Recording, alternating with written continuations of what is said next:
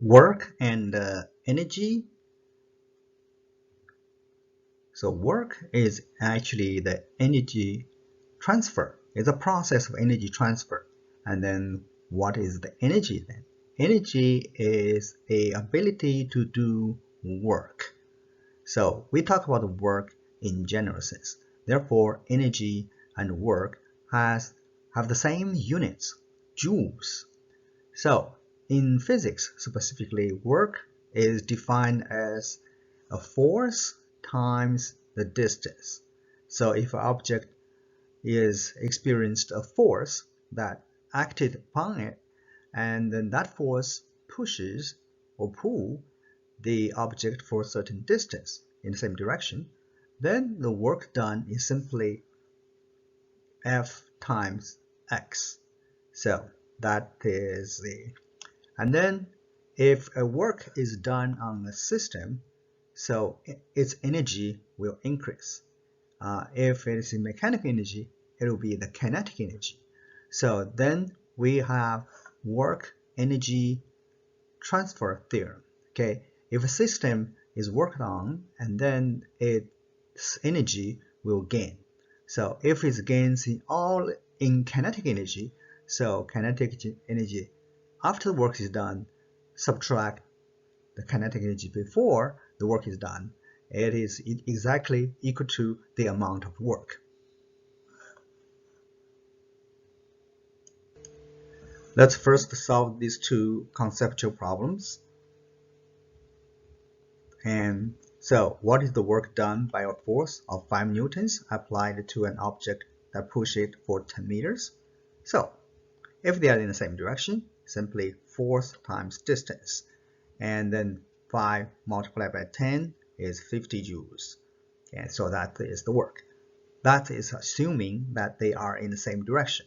If they are in a different direction, say they have a 25 degree, then it's not all 4 or 5 minus multiplied by 10. It should be multiplied by 90%. And that is actually the cosine of this angle between them. Okay, let's look at the next question, 5z2. In the above question, suppose the applied force only force that are applied to the force and with a mass of 2 kilograms.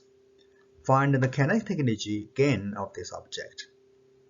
So then that's the 2 kilogram, 5 Newton force, push it for 10 meters, and then obviously based on Newton's second law, and its velocity will be increased, and this is kinetic, so is its kinetic energy. Yeah, therefore 50 newtons here, oh there's a typo actually, this here is the 50, and equal to the final velocity minus the initial velocity.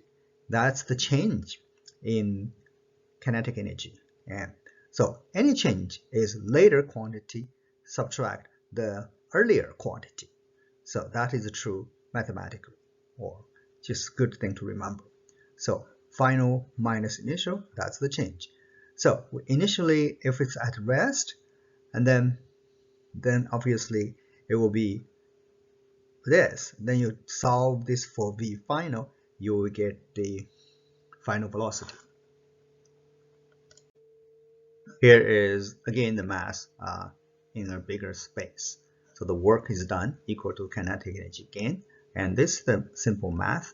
And then of course 50 joules, and then if it initially is 0, and then you will have, let me get my pointer. So if you see initially is 0, you will have this 50 joule simply equal to kinetic energy gain half mass v final, and then you solve this and you get 7 meters.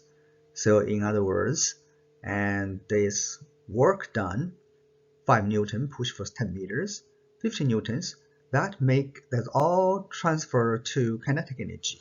And the process explained that the person or some machine, its internal energy will be lost, will be a decrease for 550 joules, and then the block got pushed on will increase its energy by 50 joules. So energy is transfer. So the work is the process of energy transfer.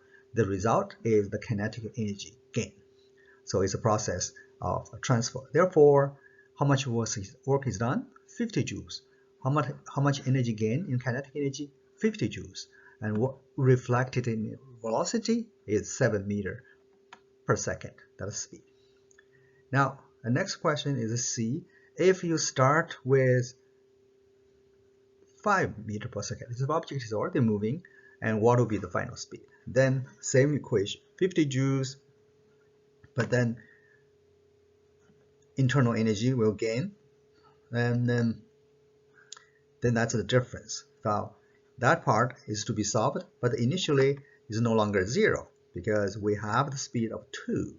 So that's, you have half 2 times 2 squared, actually 4 joules. So this is the unknown. We move this term to the other side.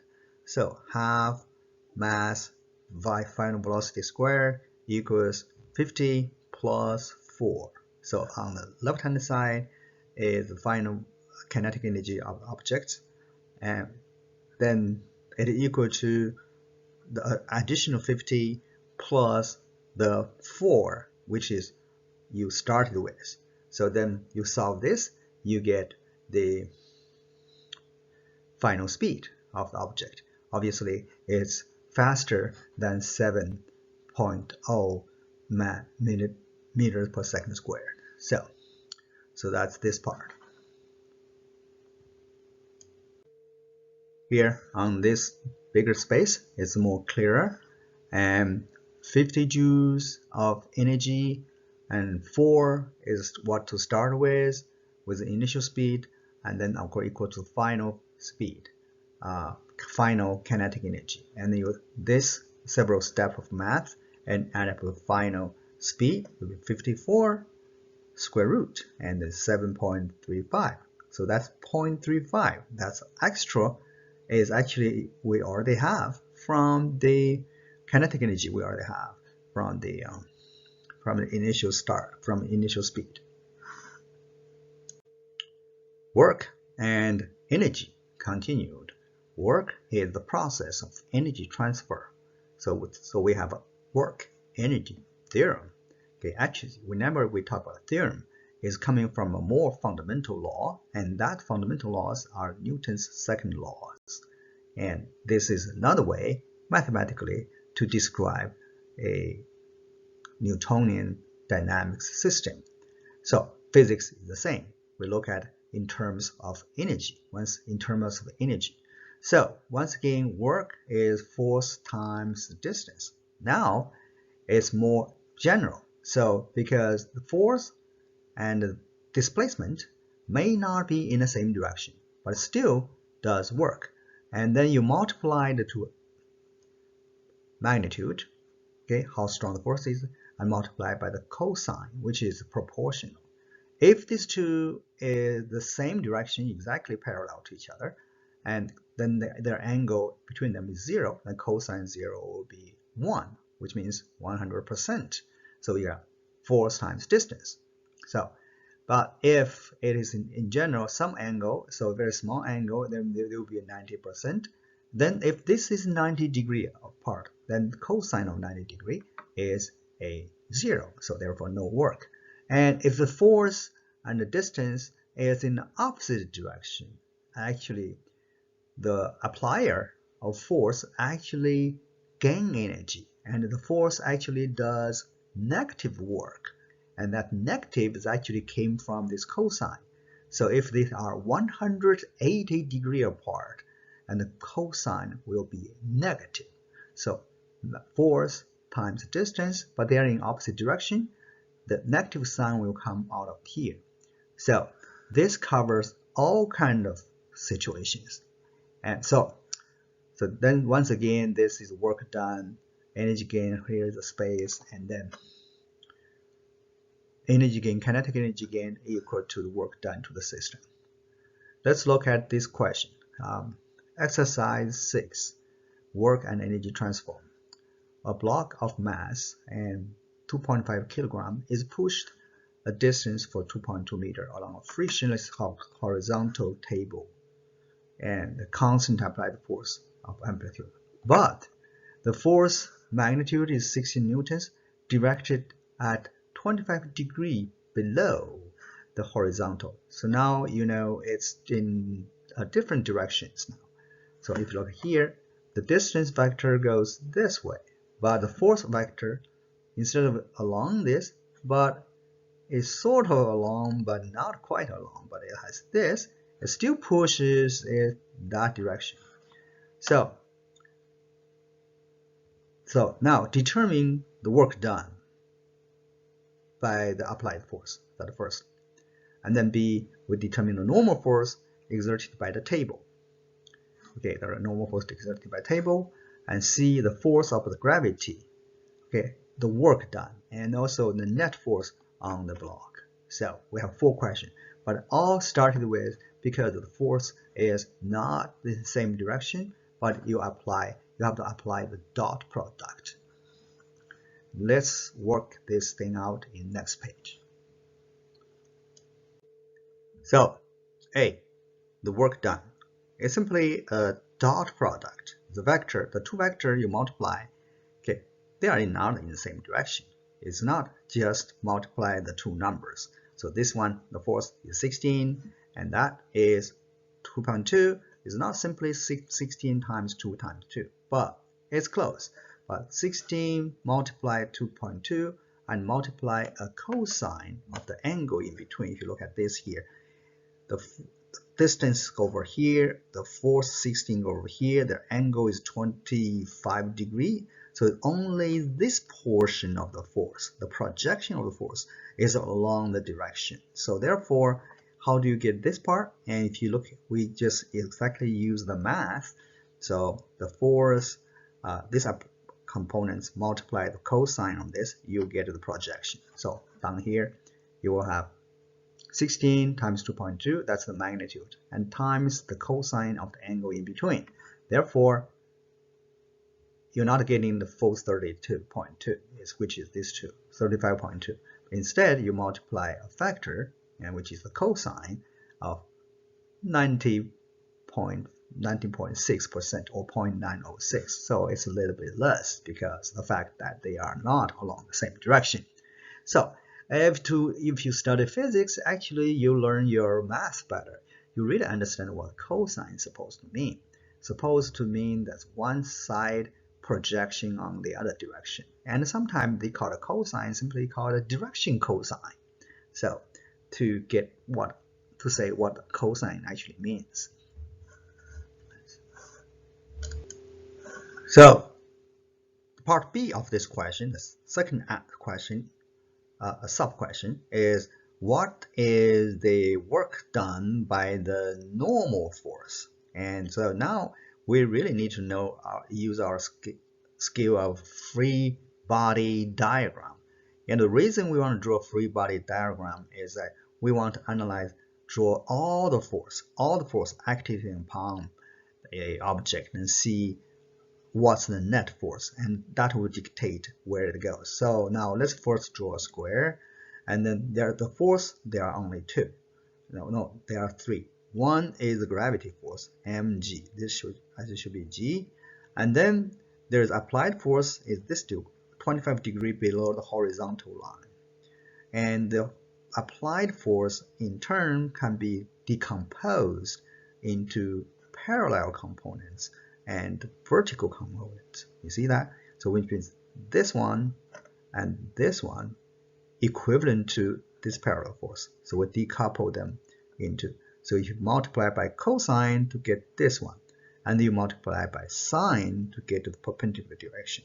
So this portion of the applied force actually tends to bring the object down, right? Once again, this portion of the applied force actually tends to bring the object down. How much is that? Because this angle multiplied by the sine. Imagine this triangle. Okay, that's the opposite, and that's the hypotenuse. Opposite to the hypotenuse in the trigonometry is called the sine. And so you multiply this by sine, you get this part. So therefore, in the vertical direction, down here there are 2. One is a perpendicular part of the applied force. The other one is the original weight of the object. So these 2 added together. So which means the down force is heavier, it's more stronger than just the weight. So it is stronger. So then the normal force, the table will be counter applied to the, will be against that. So table will be supporting this, both of them, supporting the gravity and support the perpendicular portion of the applied force. So the normal force is stronger. That's fit to our experience. Of course, you have a components down, you sort of leaning down, and of course you press the table harder. Okay, then so this is normal force. Normal force, but if normal force is perpendicular to the motion, so if you look at the angle between the direction of D and the normal force, they are in 90 degree.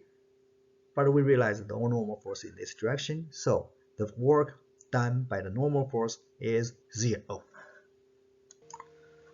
Normal force is 0, even though, although it is stronger than just the gravity itself, and because there's a components of the applied force which points down this. So normal force is has 0 work because it's perpendicular to the direction of motion. Yes, this is B again. This is another way to just fit into the original expression of the dot products. So normal force is this, and